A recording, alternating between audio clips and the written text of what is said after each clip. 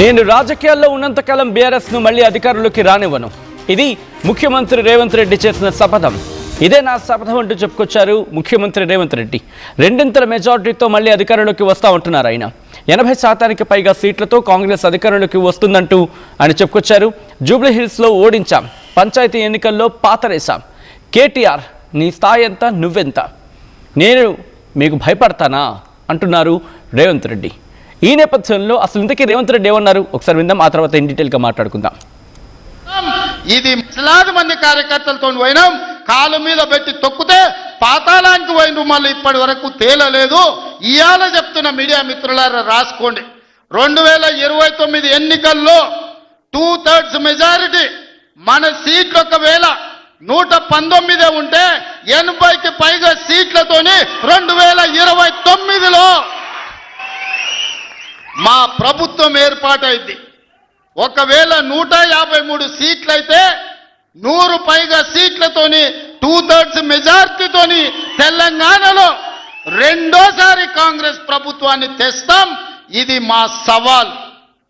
చంద్రశేఖరరావు గారు, తారక రామారావు గారు, హరీష్ రావు గారు, దయాకర్ రావు గారు, ఇట్లా చెప్పుకుంటూ పోతే వినోదరావు గారు, కుక్కట్పల్లి కృష్ణారావు గారు, రాసి పెట్టుకో. 2029లో 2/3 మెజార్టీతోని ఈ రాష్ట్రంలో కాంగ్రెస్ ప్రభుత్వాన్ని ఏర్పాటు చేస్తా. ఇదే నా సవాల్. శాతనైతే కాసుకో బిడ్డ, నీ రాజకీయం ఏందో నేను చూస్తా. నేను రాజకీయం చేసినంత కాలం ఈ కల్వకుంట చూసేటోళ్ళు కాలకుంట విషం లాంటి కేసీఆర్ కుటుంబాన్ని అధికారులకు రానివ్వను. ఇదే నా శపథం, ఇదే నా శపథం. కొడంగల్ బిడ్డగా ఈ గడ్డ మీద నుంచి నేను శపథం చేస్తున్నా. నేను రాజకీయాలలో ఉన్నంతసేపు రాబోయే ఎన్నికల్లో కేసీఆర్ కుటుంబానికి అధికారం అనేది ఇక కళ. బీఆర్ఎస్ పార్టీ, కేసీఆర్ చరిత్ర గతమే. మీ పార్టీకి మీకు భవిష్యత్తు లేదు. ఎవడైనా చర్చించుకుంటే పొద్దుపోయినప్పుడు మాట్లాడుకోవడానికి పనికొచ్చే చరిత్రనే తప్ప భవిష్యత్తు తెలంగాణ రాష్ట్రానికి నీ తరఫున ఒరిగేది ఏమీ లేదు. బీఆర్ఎస్ కేసీఆర్ గతమే, తెలంగాణ భవిష్యత్తు కాంగ్రెస్. మీ గత చరిత్రతోని ఈడ ఒరిగేదేం లేదు. లక్షలాది మంది రైట్. అది ముఖ్యమంత్రి రేవంత్ రెడ్డి చేసిన శపథం. తాను ఉన్నంతకాలం, తాను రాజకీయాల్లో ఉన్నంతకాలం ఇటు బీఆర్ఎస్ అధికారంలోకి రానివ్వనంటున్నారు. 2029లో ఒకవేళ 119 సీట్లే కనుక ఉంటే, ఒకవేళ 119 సీట్ల కనుక ఉంటే 80కి పైగా స్థానాలను దక్కించుకుంటాం. 80 స్థానాలు 2/3 మెజారిటీతో అధికారాన్ని మళ్ళీ చేపడతా ఉంటున్నారు.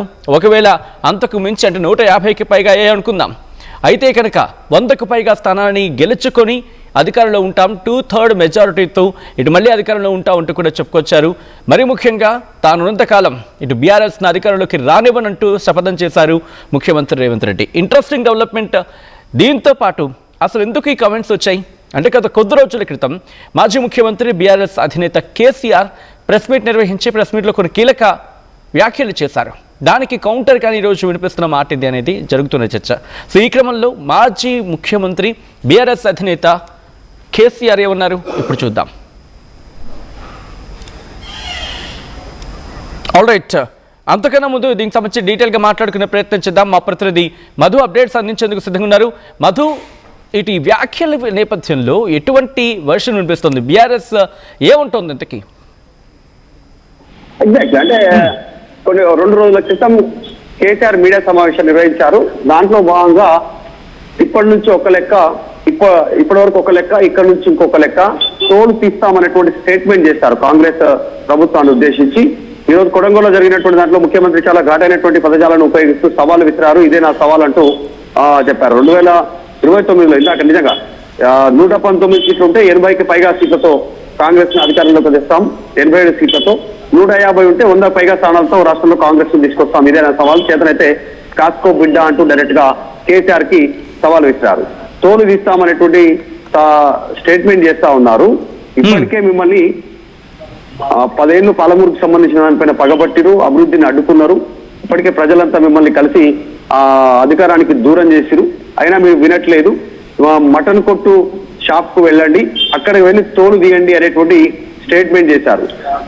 తర్వాత రియల్ ఎస్టేట్ బ్రోకర్ దందా అంటూ కేసీఆర్ మరొక స్టేట్మెంట్ కూడా చేశారు. రియల్ ఎస్టేట్ బ్రోకర్ దందా ఇదేం దుబాయ్ పాస్పోర్ట్ బ్రోకర్ దందా కాదంటూ కేసీఆర్ ఉద్దేశించి రేవంత్ రెడ్డి మరొక స్టేట్మెంట్ చేశారు. నేనేం పాస్పోర్ట్ బ్రోకర్ దందా చేయలేదు, అయ్య పేరు చెప్పుకొని మంత్రి పదవి తీసుకోవాలంటూ కేటీఆర్ ఉద్దేశించి కూడా టార్గెట్ చేస్తూ మాట్లాడారు. మేము కక్ష రాజకీయాలు చేయట్లేదు, ఎవరి పాపాన వాళ్ళే పోతారని మా పని మేము చేసుకుంటున్నాం, అయినా మా జోలికి వస్తే మా కార్యకర్తలు ఊరుకోరు అంటూ స్టేట్మెంట్ చేశారు. ప్రధానంగా ఆయన సవాలు విసిరింది ఈ రోజు 2029లో మళ్ళీ కాంగ్రెస్ అధికారంలోకి వస్తుంది అనేటువంటి స్టేట్మెంట్ వైరల్ అయ్యే అవకాశం ఉంది. దీనిపైన బీఆర్ఎస్ స్పందించేటువంటి అవకాశం ఉంది. నేను రాజకీయాల్లో ఉన్నంత వరకు రాబోయే ఎన్నికల్లో కేసీఆర్ అధికారం ఇక కల్లని అనేటువంటి స్టేట్మెంట్ చేశారు. బీఆర్ఎస్ కేసీఆర్ చరిత్ర ఇక కథమే, కొడంగల్ సాక్షిగా ఇదే నా శపథం అంటూ ముఖ్యమంత్రి రేవంత్ రెడ్డి మాట్లాడడంతో పెద్ద ఎత్తున చర్చ కొనసాగుతుంది. ఏదో 10 మందిని వెనకేసుకొని పొంగనాలు కొట్టుడు కాదు, అసెంబ్లీలో చర్చిద్దాం రా, ఏ అంశమైనా సరే అసెంబ్లీలో చర్చించేందుకు నేను సిద్ధంగా ఉన్నా, సభకు రండి, అర్థవంతమైన చర్చ చేయడానికి నేను సిద్ధంగానే ఉన్నా. కాళేశ్వరం పై చర్చిద్దామా, కృష్ణా గోదావరి జలాల పైన చర్చిద్దామా, టెలిఫోన్ ట్యాపింగ్ పైన చర్చిద్దామా, అన్ని చర్చిద్దాం. సొంత చెల్లెని భర్త ఫోన్ ట్యాపింగ్ చేశారని కవితనే చెప్తా ఉంటే కవితకు సమాధానం చెప్పలేని కేటీఆర్ నాకు సవాలు విసురుతున్నాడు అంటూ మాట్లాడారు. మీ గాండ్రింపులకు బెదిరింపులకు భయపడేది లేదు, తోలు తీసుడు కాదు, మీ తోలు సంగతి చూసుకోండి ఫస్ట్ అంటూ ఒక హెచ్చరిక జారీ చేశారు. సో ఘాటైన పదాలు మాట్లాడారు. మా సర్పంచ్లు ఇప్పటికే చీరి చింతకు కట్టి చింతమడకకు పంపిస్తారు జాగ్రత్త అంటూ మాట్లాడారు.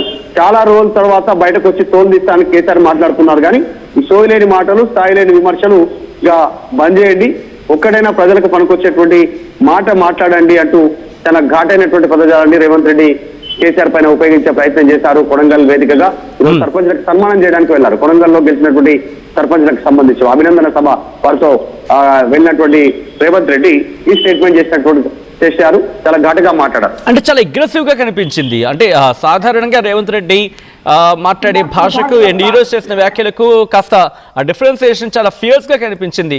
అంటే ఏంటి ఇక్కడ నుంచి ఒక కైండ్ ఆఫ్ యుద్ధాన్ని ప్రకటిస్తున్న సందర్భం, శపథం అనే పదాన్ని ఉపయోగించారు, సవాల్ అంటున్నారు. ఏంటి కాంగ్రెస్ ప్లానింగ్ ఏంటి, మరి ముఖ్యంగా రేవంత్ రెడ్డి వ్యూహం ఏంటి? నిజంగానే సాధారణంగా ఇట్లాంటి శపథాలు కానీ సవాళ్ళు ప్రతి సవాళ్ళు కానీ ఏదైనా ఎన్నిక ఉన్నప్పుడు జరుగుతూ ఉంటాయి. ఇప్పుడు ప్రస్తుతానికి సమీపంలో ఎన్నికలు, స్థానిక సంస్థల ఎన్నికలు కూడా ముగిసి జనరల్ ఎలక్షన్స్ కి ఇంకా దాదాపు 3-3.5 సంవత్సరాలు ఉంది ఇప్పటి నుంచి లెక్కేసుకుంటే కూడా. ఎందుకంటే 29లో ఎన్నికలు జరుగుతాయంటారు, 28 కాదు 29 అంటారు. అట్లా కూడా చూసినా కూడా 3-3.5 సంవత్సరాల టైం ఉంది. అప్పుడు పొలిటికల్ హీట్ పెరిగేటువంటి అవకాశం ఉంటుంది. రాజకీయ ప్రత్యర్థులు ఒకరిపైన ఒకరు తీవ్ర విమర్శలు చేసుకుంటారు, ఛాలెంజ్లు విసురుకుంటారు, చాలా ఘాటైనటువంటి మాటలు మాట్లాడుకునే పరిస్థితి ఉంటుంది. ఇంకా అంత సమయం ఉంది, కానీ ఆ హీట్ ఇప్పుడే ఇంత టైం ఉన్నా ఆ హీట్ ఇప్పుడే రేవంత్ రెడ్డి రాజేసే ప్రయత్నం చేశారు. ఒక రకంగా చెప్పాలంటే ఒక ఎజెండా ఫిక్స్ చేస్తా ఉన్నారు కాంగ్రెస్ పైన. 2029లో మళ్ళీ మేమే అధికారంలోకి వస్తాము, కాంగ్రెస్ మళ్ళీ అధికారంలోకి వస్తుంది, కేసీఆర్ ని అధికారంలోకి రానివ్వను అనేటువంటి స్టేట్మెంట్ పెద్ద ఎత్తున వైరల్ అయ్యే అవకాశం ఉంది, పెద్ద ఎత్తున చర్చ జరిగే అవకాశం ఉంది. దీనిపైన కూడా బీఆర్ఎస్ చాలా ఘాటుగా స్పందించేటువంటి సిచ్యువేషన్ అయితే కనిపిస్తా ఉంది. సో రేవంత్ రెడ్డి ఈ మధ్య కాలంలో చేసినటువంటి అగ్రెషన్ స్పీచ్ లో ఇదే చాలా ఎక్కువ స్థాయిలో అగ్రెషన్ లో ఎమోషన్ అయ్యి ఎక్కువ అగ్రస్థాయిలో అగ్రభాగాన నిలబడేటువంటి స్పీచ్ గా అది చూడాల్సినటువంటి అవసరం ఉంది. రేవంత్ రెడ్డి కాస్త ఒక ఎజెండా అంటే డైరెక్ట్ గా పీక్స్ కి తీసుకెళ్లే ప్రయత్నం చేశారు. ఎన్నికల సమయంలో ఎట్లయితే మాట్లాడతారో ఇప్పుడే ఆ స్టేజ్ కి తీసుకెళ్లే ప్రయత్నం అయితే చేశారు.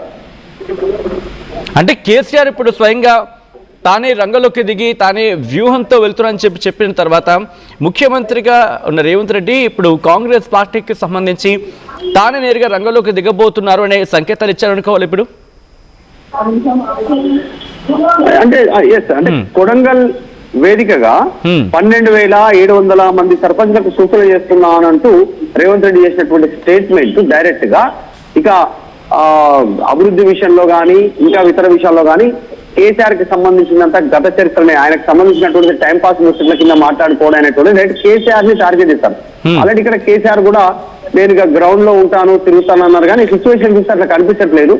కేసీఆర్ ఇంకా కాస్త సమయం తీసుకునేటువంటి సిచ్యువేషన్ కనిపిస్తుంది. రేపటి నుంచి అసెంబ్లీ సమావేశాలు ప్రారంభమవుతుంది. మరి దానికి వస్తారా లేదా అదొకటి అనుమానంగా ఉంటే సభలకు మాత్రమే హాజరవుతారన్నారు. ఒకటి పాలమూరు, ఒకటి నల్గొండ, ఒకటి రంగారెడ్డి, ఉమ్మడి జిల్లాలకు సంబంధించిన సభలకు మాత్రమే కేసీఆర్ హాజరయ్యే అవకాశం కనిపిస్తా ఉంది. అంటే రెగ్యులర్ యాక్టివిటీలో కేసీఆర్ దూరంగా మొన్నొచ్చారు, కాస్త టైం స్పెండ్ చేశారు, 1.5 డే ఇక్కడే ఉన్నారు, తిరిగి మళ్ళీ ఫామ్ హౌస్ వెళ్ళిపోయినటువంటి పరిస్థితి.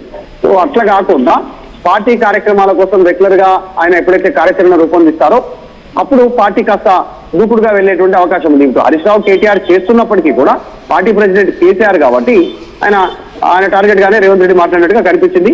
సో మొత్తానికైతే రేవంత్ రెడ్డి స్టేట్మెంట్ పెద్ద ఎత్తున చర్చనీయాంశం అవుతా ఉంది. ఆయన చేసినటువంటి తోలు మా తోలు తీసుడు కాదు మీ తోలు సంఘంలో చూసుకున్నటువంటి స్టేట్మెంట్ డైరెక్ట్ గా కేసీఆర్ ఉద్దేశించి చేయడంతో కాస్త చర్చ అయితే కొనసాగుతుంది. ఆల్రైట్, అది ఒకసారి మీ లైన్లో ఉండే ప్రయత్నం చేయండి మధు. ఇంతకీ మాజీ ముఖ్యమంత్రి బీఆర్ఎస్ అధినేత కేసీఆర్ ఏమన్నారు, దానికి కౌంటర్గా ముఖ్యమంత్రి రేవంత్ రెడ్డి ఏమన్నారు ఇప్పుడు చూద్దాం.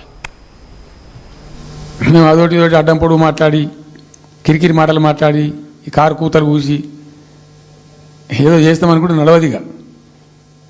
ఈ ఏడాది దాకా వేరే కథ, రేపటి నుంచి వేరే తోలు తీస్తాం ఎక్కడికక్కడ. ప్రజలు ఖచ్చితంగా ఎక్కడికక్కడ నిలబెట్టే ప్రయత్నం చేస్తాం, అడుగున చెక్ చేస్తాం, ప్రతి విషయంలో చెక్ చేస్తాం. Sufficient time we have given. మేము తొందరపడి మేము ఎందుకు కన్నెర్రి అయ్యి మా ప్రభుత్వం పోయింది వీళ్ళు వచ్చింది అనేటువంటి ఒక పిచ్చి అయ్యి అట్లా మేము చేయలే, అటువంటి వాడికి పోలే. ఇష్యూల మీద పోరాడుతున్నాం, ఒకే ఫీజు ఎంబర్స్ మీద పోరాడుతున్నాం, ఇంకోటి పోరాడుతున్నాం, రకరకాల భూదందాల మీద, దోపిడీ మీద, అలాగా చెర్ల మీద పోరాడుతున్నాం. పార్టీ కొట్టాడుతున్నది, తప్పకుండా తప్పదు కాబట్టి కొట్టాడుతాం. ఇప్పుడు మొత్తం మొదటికే ముప్పొచ్చే పరిస్థితి ఉంది. లక్షలాది మంది కార్యకర్తలతో పోయినాం, కాలు మీద పెట్టి తొక్కితే పాతాళానికి పోయిన మళ్ళీ ఇప్పటి వరకు తేలలేదు. ఇవాళ చెప్తున్న మీడియా మిత్రులారా రాసుకోండి, 2029 ఎన్నికల్లో 2/3 మెజారిటీ మన సీట్లు ఒకవేళ 119 ఉంటే 80కి పైగా సీట్లతోని 2029లో మా ప్రభుత్వం ఏర్పాటైంది. ఒకవేళ 153 సీట్లయితే 100 పైగా సీట్లతోని 2/3 మెజార్టీతోని తెలంగాణలో రెండోసారి కాంగ్రెస్ ప్రభుత్వాన్ని తెస్తాం. ఇది మా సవాల్. చంద్రశేఖరరావు గారు, తారక రామారావు గారు, హరీష్ రావు గారు, దయాకర్ రావు గారు, ఇట్లా చెప్పుకుంటూ పోతే వినోదరావు గారు, కుక్కట్పల్లి కృష్ణారావు గారు, రాసి పెట్టుకో. 2029లో 2/3 మెజార్టీతోని ఈ రాష్ట్రంలో కాంగ్రెస్ ప్రభుత్వాన్ని ఏర్పాటు చేస్తా. ఇదే నా సవాల్. శాతనైతే కాసుకో బిడ్డ, నీ రాజకీయం ఏందో నేను చూస్తా. నేను రాజకీయం చేసినంత కాలం ఈ కల్వకుంట చూసేటోళ్ళు కాలకుంట విషం లాంటి కేసీఆర్ కుటుంబాన్ని అధికారులకు రానివ్వను. ఇదే నా శపథం, ఇదే నా శపథం. కొడంగల్ బిడ్డగా ఈ గడ్డ మీద నుంచి నేను శపథం చేస్తున్నా. నేను రాజకీయాలలో ఉన్నంతసేపు రాబోయే ఎన్నికల్లో కేసీఆర్ కుటుంబానికి అధికారం అనేది ఇక కళ. బీఆర్ఎస్ పార్టీ, కేసీఆర్ చరిత్ర గతమే. మీ పార్టీకి మీకు భవిష్యత్తు లేదు. ఎవడైనా చర్చించుకుంటే పొద్దుపోయినప్పుడు మాట్లాడుకోవడానికి పనికొచ్చే చరిత్రనే తప్ప భవిష్యత్తు తెలంగాణ రాష్ట్రానికి నీ తరఫున ఒరిగేది ఏమీ లేదు. బీఆర్ఎస్ కేసీఆర్ గతమే, తెలంగాణ భవిష్యత్తు కాంగ్రెస్. మీ గత చరిత్రతోని ఈడ ఒరిగేదేం లేదు.